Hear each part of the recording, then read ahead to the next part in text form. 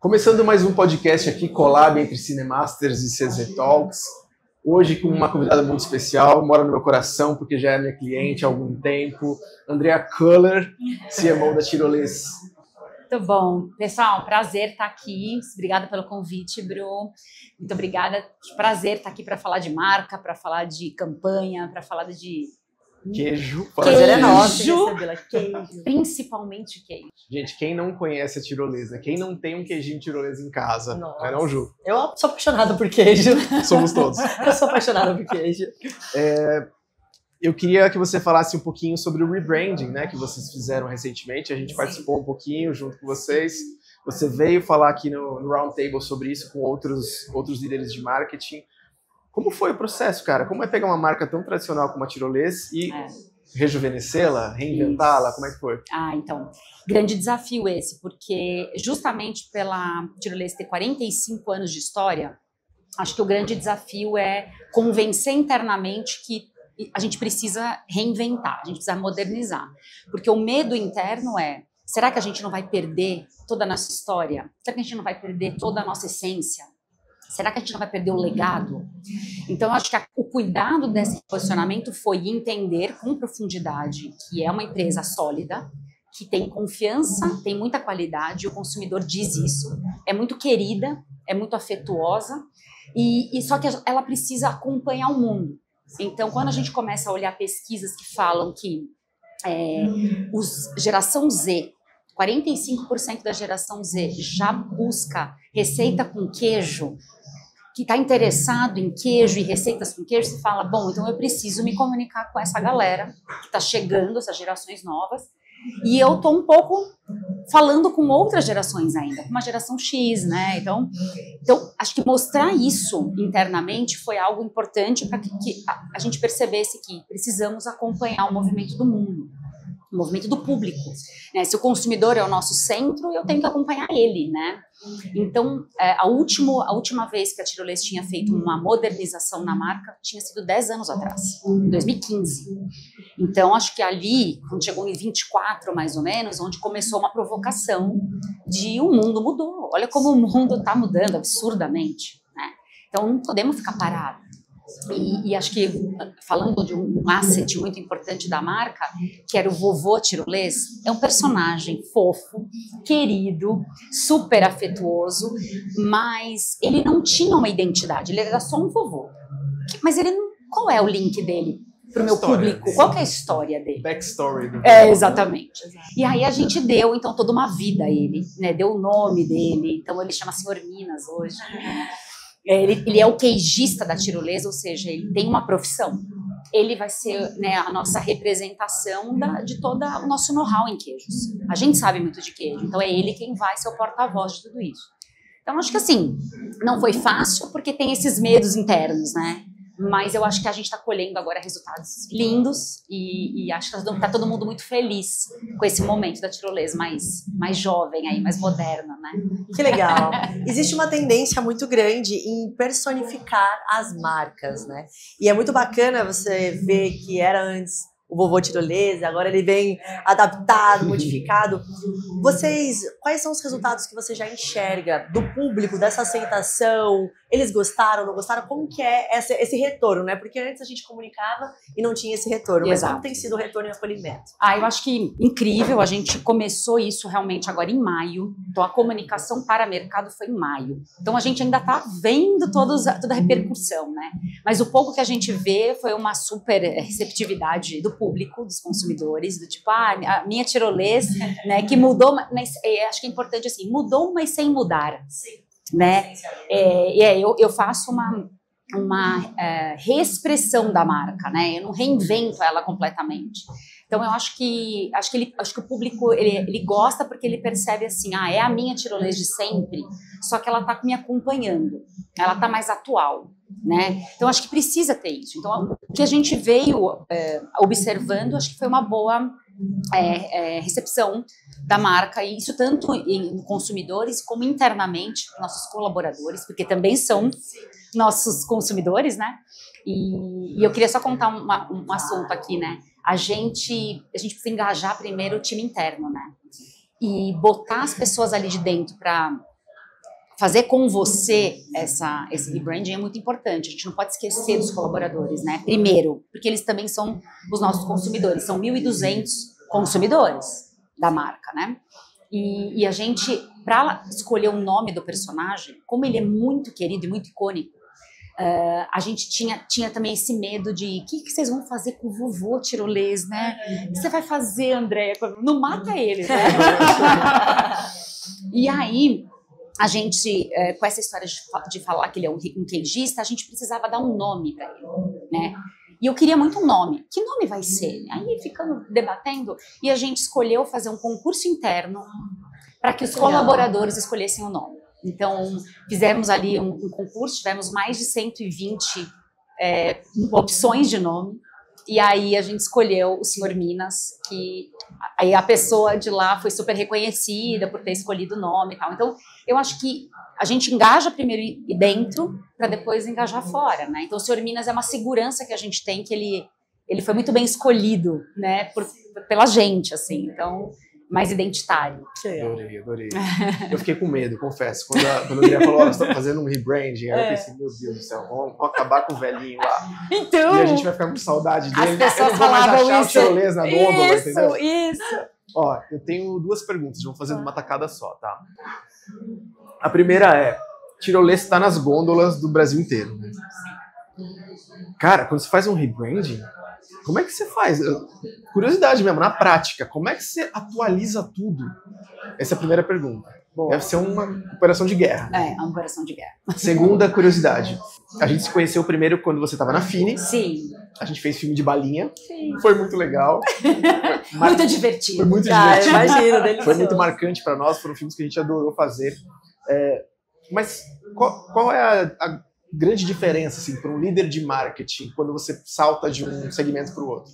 Essas são as perguntas. Legal. Bom, sobre fazer o rollout de todo o rebrand no Brasil todo, é uma tarefa que quem é de marketing sabe que ela vai ter que enfrentar. Porque não vai dar para fazer a virada de 133 SKUs de uma vez no PDV. Então, isso é um projeto dentro da empresa. Que você fala, bom, eu vou começar a fazer as viradas de embalagem e as viradas de material de ponto de venda. Então, é um grande momento de investimento, porque você tem que jogar fora. Porque no rebranding você não usa, não dá para usar, faz um puxadinho e usa esse material, tem que eliminar. Então, você joga tudo fora e começa de novo. Então, é um investimento da companhia, você tem que se preparar para isso um ano antes, para falar, no meu orçamento eu vou ter o rebranding. Então, a gente fez isso de uma maneira organizada. E nesses 133 SKUs, obviamente, você vai naquilo que é de maior giro, os produtos mais impactantes ali para o consumidor, então a mussarela, requeijão, esses a gente vira primeiro. Então, em certo momento, vai ter na gôndola uma embalagem anterior e uma nova. Boa, excelente pergunta, vai. E eu tive que deixar todo mundo muito tranquilo dentro da empresa em relação a isso, principalmente fundadores, né, CEO. Olha, vai acontecer e tá tudo bem. É um processo de mudança que não dá para virar tudo. Você não joga tudo fora, tá na gôndola, né? Então, vai acontecer. E o consumidor, tudo bem, ele sabe, ele já sabe, porque ele já viu isso em outras categorias, que vai acontecer a gente tenta minimizar ao máximo isso, tá?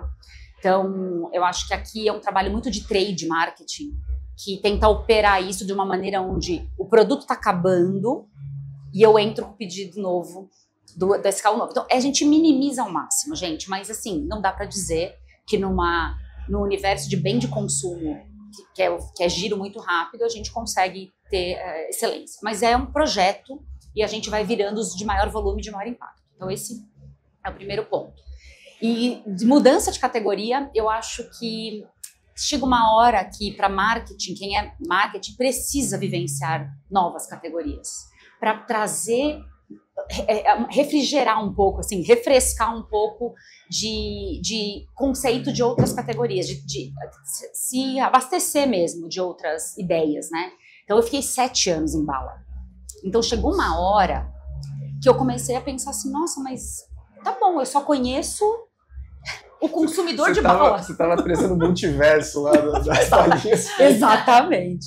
Eu estava muito só naquele universo que eu já conhecia do consumidor de bala. Eu já sei o que ele quer, eu já sei o que ele espera, eu sei o que ele gosta. Então fica fácil uma hora. chega um momento que eu acho que o profissional se provoca de, e outra categoria, será que não seria diferente? Então, acho que no meu caso aqui, foi uma necessidade minha de fazer um refresh, de falar, não, eu quero conhecer outra categoria. Né? Tem um monte de categoria para conhecer, eu quero conhecer outra para poder pensar fora da caixa, pensar em coisas diferentes, e às vezes você usa os mesmos conceitos, você traz a sua bagagem, mas você aprende um monte do novo. Então, quem é o shopper do queijo? Eu não sabia, vou dar um exemplo aqui para vocês. Bala, o consumidor, ele praticamente não olha a embalagem de bala. Não, são segundos. Então, ele não toma a decisão na embalagem. Ele olha a embalagem assim, segundos. Segundos e pôs. O máximo que ele olha ali, sabor. Até isso era um dado nosso ali. No queijo, ele fica 2 minutos olhando a embalagem de queijo. Olha para o profissional de marketing como isso muda completamente. O meu trabalho com embalagem em bala é eu tenho que pensar em sabor, eu tenho que pensar em colorido, porque ele fica rapidinho ali e já pega. No queijo, eu tenho que levar um monte de informação para ele, porque ele fica 2 minutos lendo, porque ele não sabe. Ele não sabe a diferença do Gouda pro Emmental. Não é verdade? Então ele fica procurando na embalagem isso. Então isso para mim é a razão pela... por que é legal mudar? Por causa disso. Porque você começa a entender outros consumidores de produto. E você vai se abastecendo disso, né? Sim. Que legal. Como eu comentei, eu sou apaixonada por queijo. E eu super entendo em ficar 2 minutos ali olhando pra embalagem. É algo que acontece comigo, eu falo. Eu sou uma estatística real pra você. Exato. Que legal. Quando a gente fala de rebranding, muitas pessoas ficam, em que momento eu preciso fazer um rebranding? Por que eu preciso fazer um rebranding? Qual que é a necessidade de um rebranding de marca? E um dos pilares principais do rebranding é o posicionamento. É a forma com que você se posiciona. Qual foi a estratégia, ou então aquele pilar principal que você falou, isso aqui a gente não pode perder e tem que continuar reforçando? Tá. Para esse posicionamento, a gente se preocupou muito em garantir a tradição. Eu queria comunicar a tradição. Então, desde 1980. Acho que isso era uma coisa que a gente queria bater. Porque hoje a gente sabe que o consumidor valoriza tudo que é artesanal, tudo que é mais história, tudo que é mais verdadeiro, tudo que tem uma origem, né? A gente fala muito de herança cultural, ele quer saber de onde veio, como começou. Então, hoje, acho que o consumidor, ao mesmo tempo que ele quer modernidade, ele gosta hoje de consumir coisas de origem, né? Autorais e tudo mais. Então, a gente queria muito trazer essa tradição, né? Então, a gente colocou muito forte a tradição, só que, ao mesmo tempo, eu queria botar o pezinho em experiência, porque eu acho que a tirolesa ela não pensava em experiência. Então, experiência com outras marcas, outros produtos. Então, as collabs, a tirolesa estava ali meio ainda afastada desse universo.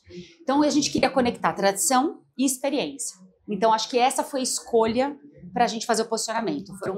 A gente queria fazer um elo entre passado e futuro, que é lindo, né? Então, isso foi, acho que, a razão, assim. A gente quer fazer essa ponte entre passado e futuro.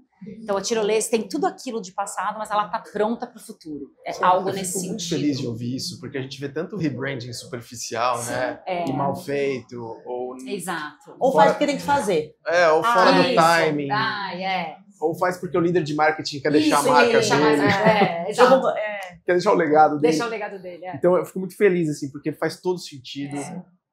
A gente com certeza vai perceber isso na comunicação, não tenho a menor dúvida. Vai vir muita collab por aí. Isso é muito isso legal. que Depois você dá um spoiler em off. Tá bom. Eu vou fazer essa pergunta agora, eu não vou resistir. Por favor. Tem coisa que eu não posso falar. Tem coisa que eu não posso falar. Mas diga o que você puder.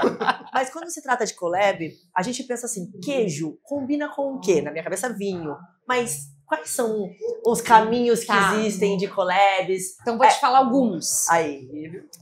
Queijo combina com doce de leite? Com certeza. Sim. Com goiabada, com certeza. De queijo. Você já tomou um sorvete de queijo? Nunca tomei. Interessante. Eu nunca tinha tomado. Até que eu experimentei um sorvete de queijo. Sorvete de requeijão. Gente, vocês não acreditam que é um sorvete de requeijão. E aí você tem um sorvete que pode ser de Romeu e Julieta. Bom. Nossa. Ou de cheesecake. Nossa! Então, o queijo, ele não é só o vinho, porque a primeira coisa que vem é vinho, né? Mas a gente já fez collab com chocolate, porque existem as harmonizações de queijo com chocolate. A gente já fez, a gente quer fazer, na verdade, a gente já fez alguns, mas quer fazer mais de cerveja, porque o queijo está muito atrelado só ao vinho, mas ele também tem uma harmonização com cerveja. Então, precisamos falar mais disso, né? Então, fazer collabs com marcas de cerveja. Então, a gente está sempre falando para poder fazer cada vez mais. Então, a gente vai brincar bastante, né? Já estamos brincando, mas vamos brincar bastante com outra coisa. Alguém, assim, come queijo sozinho, claro, mas pão combina com queijo, queijo combina com pão. Então, pão também é algo que a gente pode brincar de diversas formas, né? Não só o tradicional pão com queijo, né? Então, a gente vai brincar muito nesse universo, com marcas assim desse universo. Cara, a gente costuma muito dizer aqui que a boa estratégia é aquela que pega o que é óbvio, o que está posto no mundo, mas que ninguém está vendo, ninguém está falando sobre. Então, você está descrevendo exatamente isso. Tudo isso que a gente está falando é óbvio. Todo mundo come queijo com pão, queijo com cerveja, cheesecake. Sim, exato. E por que a gente não está explorando falando isso? Né? Por que não está mostrando claramente Cara, isso, né? Eu não sei como é que vocês vão fazer, o que vocês vão fazer, mas eu tenho certeza que já deu certo.